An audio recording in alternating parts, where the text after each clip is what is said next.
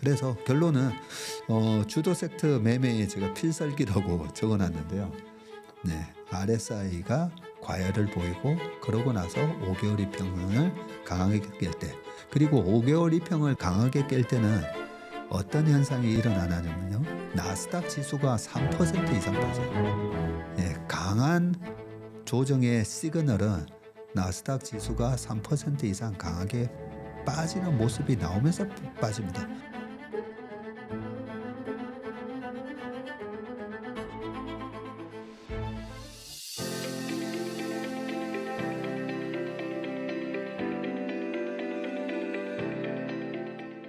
지금 미국 장은 M7 기업들이 빅테크, AI 좀 이런 것들을 기점으로 해서 상승을 하고 있는데 2분기, 3분기가 남아 있잖아요. 2분기, 3분기에도 역시나 그 섹터들만 조금 집중을 하면 될지 개인 투자자분들은. 저도 퇴직연금 계좌에 그 미국 필라델피아 반도체 지수를 추종하는 ETF가 들어가 있거든요.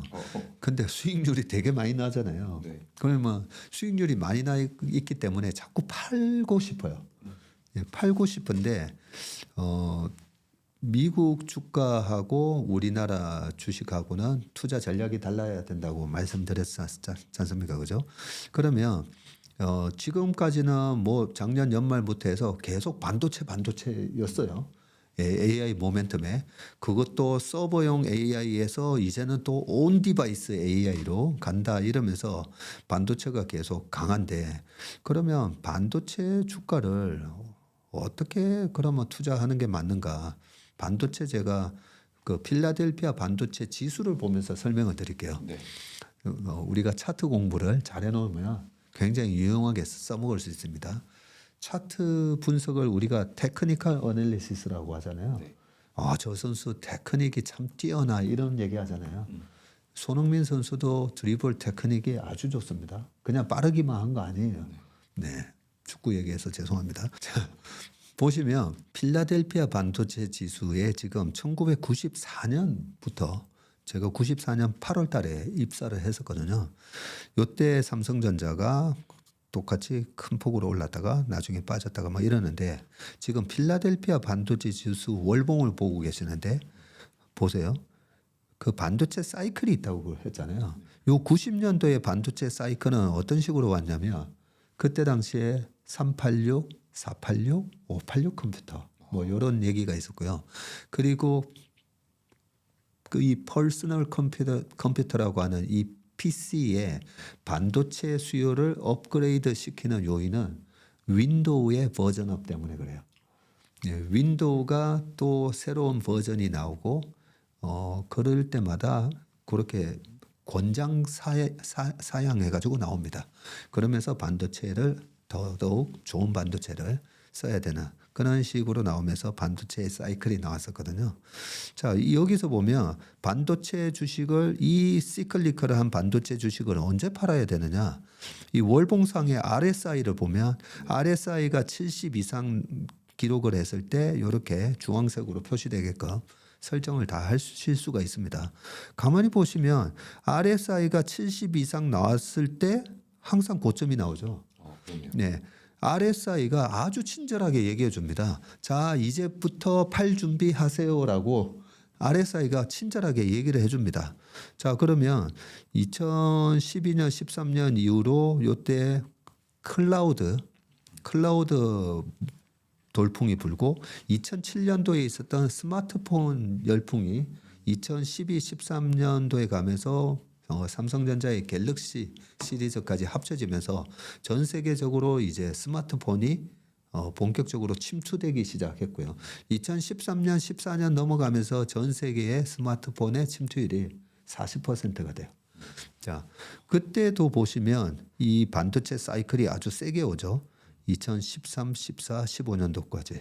요때 DDR3에서 DDR4로 넘어갈 때였습니다. 이러면서 전고점을 훌러덩 벗기죠.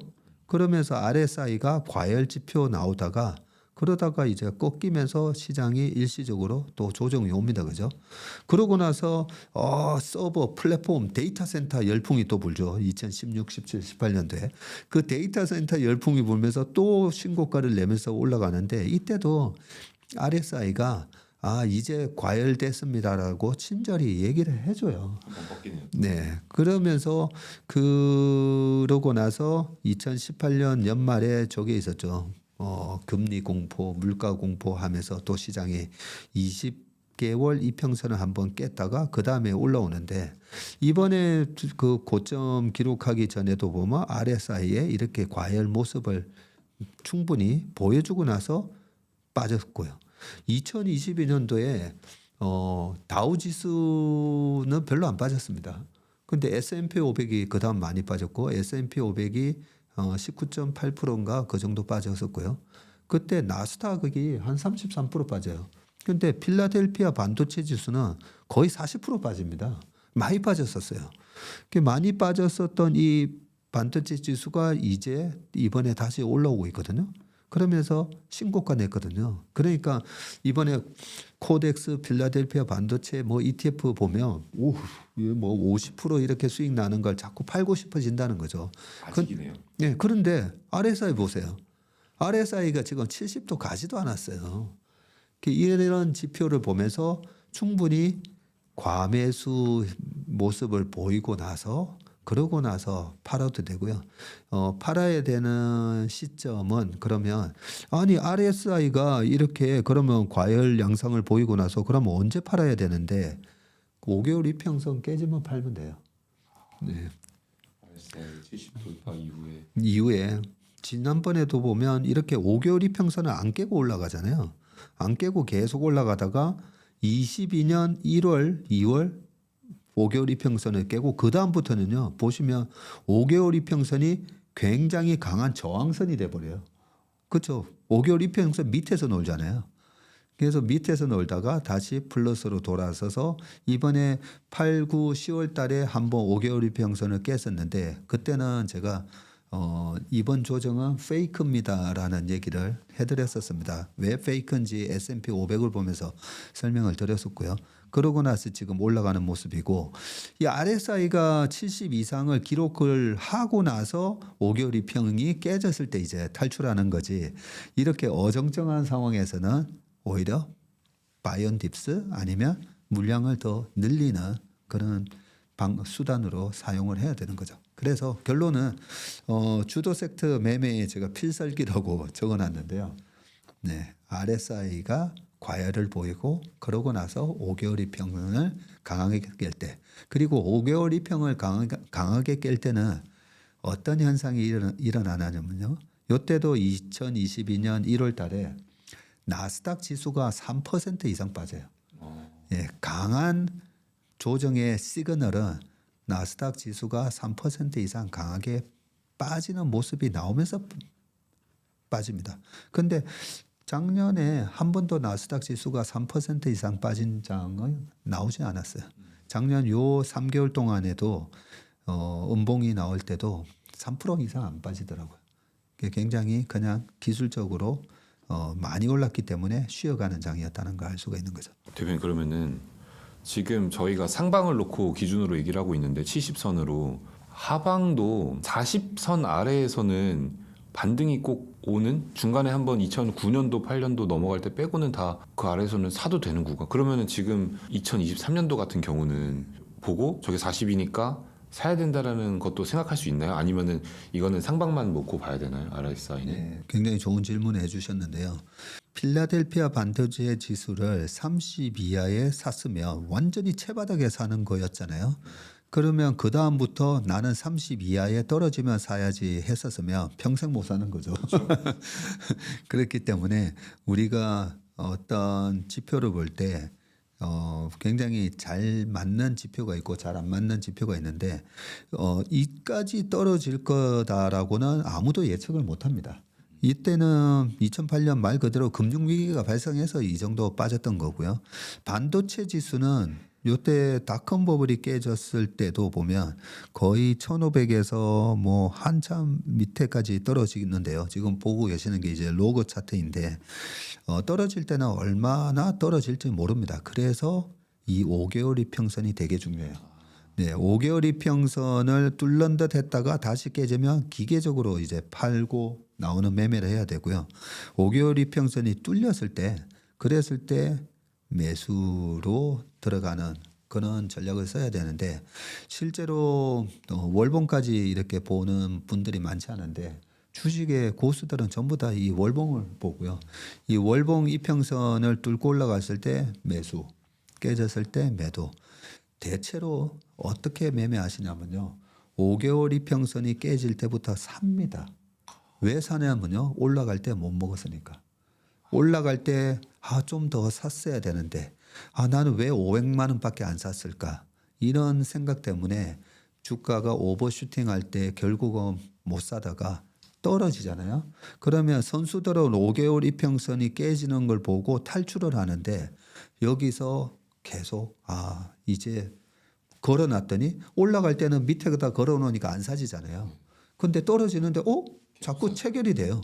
그러니까 더 싸게 예. 사, 더 낮춰야 되니까. 예, 그 밑에 물타기를 하시는 게 올라가는 상승 추세 속에서는 이 5개월 이평을 깨지 않으면서 올라가기 때문에 아무리 밑에 걸어놔봐야 체결이 안 되는데 정작 5개월 이평을 깨고 떨어질 때 그때 오히려 팔아야 될 때 막 사게 되는 거죠. 그래서 좀 안타까운 부분이 우리가 보면 반도체가 올라갈 때가 있고 자동차가 올라갈 때가 있고 조선이 갈 때가 있고 오랫동안 이제 주식 하사 보시면 그 업황의 사이클이 보이거든요.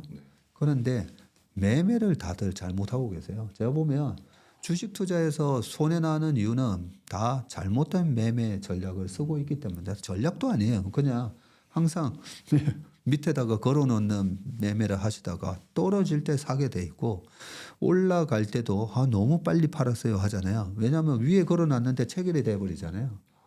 그 팔면 안 되는데 위에 계속 걸어놓다 보니까 막 체결이 되잖아요. 올라가는 주식을 팔아버리고 떨어지는 주식을 매수 걸어놓으니까 그 잘못된 매매 전략 때문에 손실 나는 거기 때문에 한번 작년 시장에 벌었다가 결국은 다 토해냈어요. 이런 분들은 한번 나의 매매 전략에 대해서 내가 제대로 된 매매 기법을 쓰고 있는지 한번 확인하실 필요가 있습니다. 그 RSI가 저렇게 과열로 충분히 나오고 나서 시장은 꺾인다.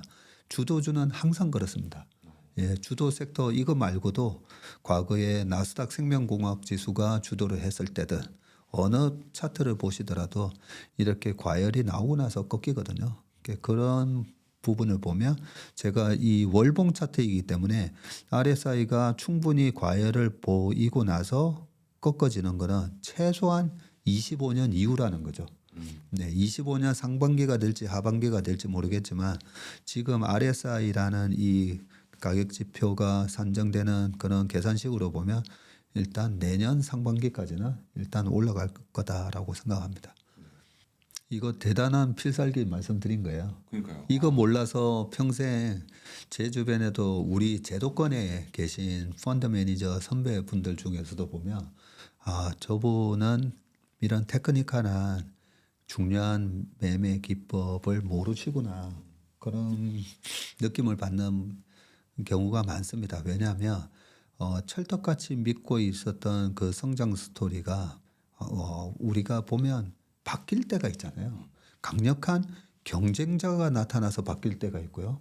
그리고 정부 규제 때문에 바뀔 때도 있어요.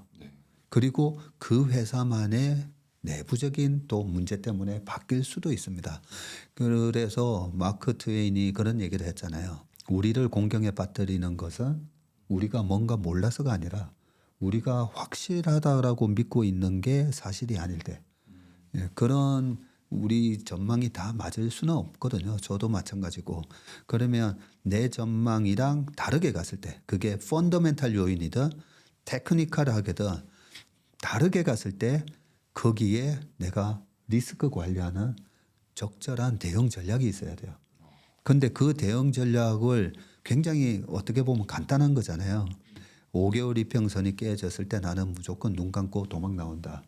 그런 전략이. 그렇다가 5개월이 깨졌다가 또 한번 회복을 하면 그 작은 매매 비용만 들여서 다시 사면 되는 거예요.